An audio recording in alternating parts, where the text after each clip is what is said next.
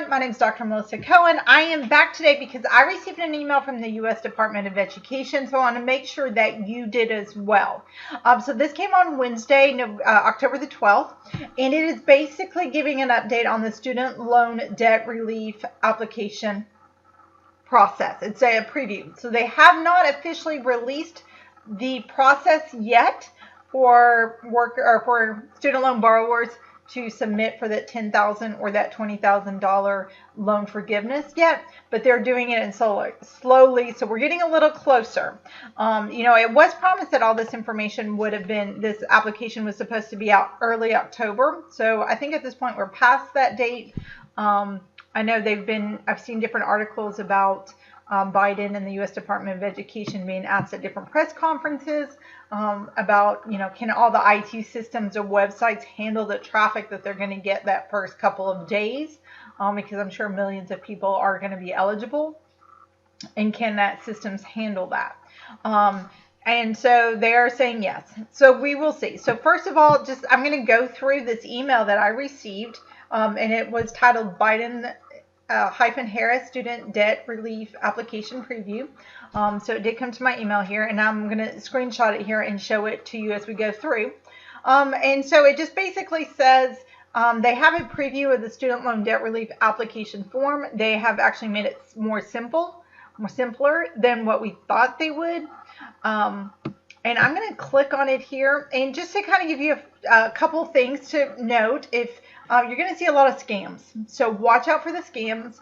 Make sure you get something, any emails you get, you click who it is from. And if it looks funky, something you don't recognize, or it's kind of garbled or misspelled words, then it's a scam. So it should be come from a .gov website as well. That kind of makes it legitimate. So no one's scamming from a .gov, right? That is only coming from the government at this point here. So what they've also said is you don't need to log in or provide any documents to apply. So that's good. And once you've applied, the Federal Student Aid organization will actually reach out directly once you submitted your application, only if they need additional information. So, and that bonus is you can actually fill out the applications on mobile phones or desktop computers and things like that. So here is what it looks like. Let me go ahead and click on this view application here. It's going to pop up another window. Let's see what this goes to.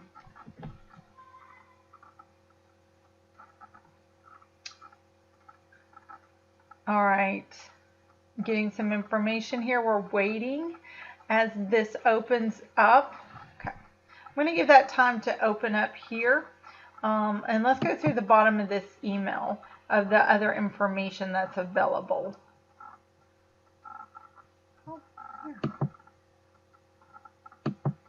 So I made it a bigger view here. So this is what you'll see.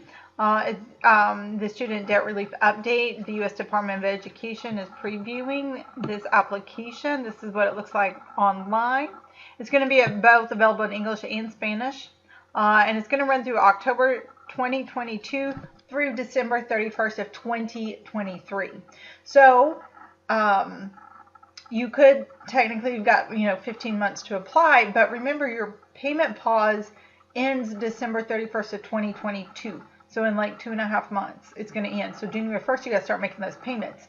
So if you wait until after this, now they're going to need like 4 to 6 weeks to process the payment. So you need to do this by mid-November, right? So now this time crunch, we're getting down to maybe a 4-week process for the government to take the applications, process them, and meet and either erase the $10,000 or $20,000 from everyone's accounts before the January 1st deadline, where everybody needs to start paying their loans back.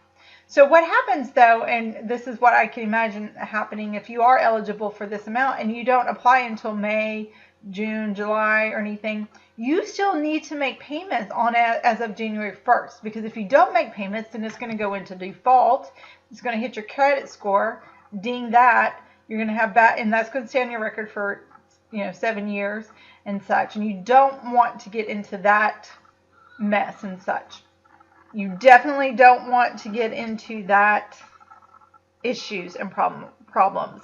Now, it did say, if you're under the $10,000 of student loans, any payments you make, they'll reimburse you.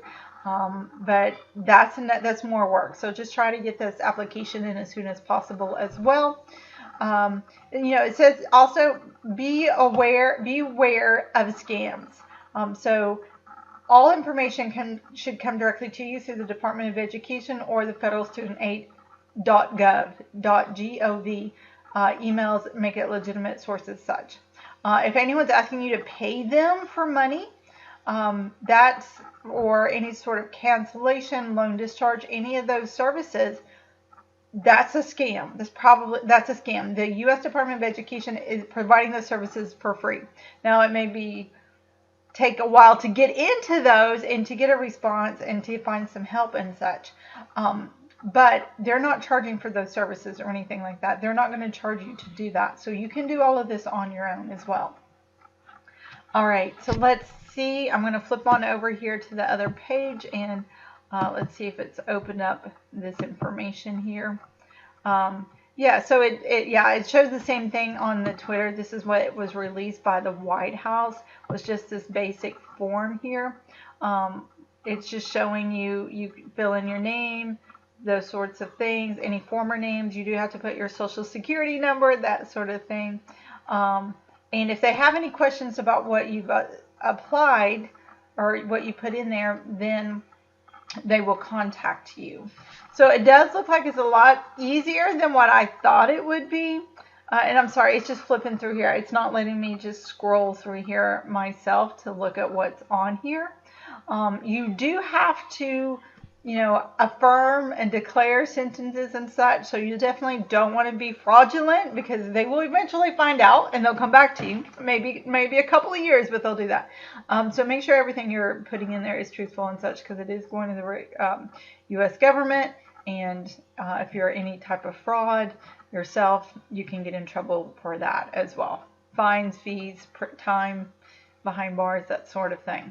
So I guess that's all I have. Is we have a preview. We know it's coming. We know it's going to be easy. We just don't know when it's going to be. We don't have to upload our tax documents. I thought we would have to do that to verify our income. So I can't see through this, like what I actually have to type in my actual income, our family income, because I'm married, or just my individual income from last year out of the family, or anything like that. So I'm still curious about that information as well.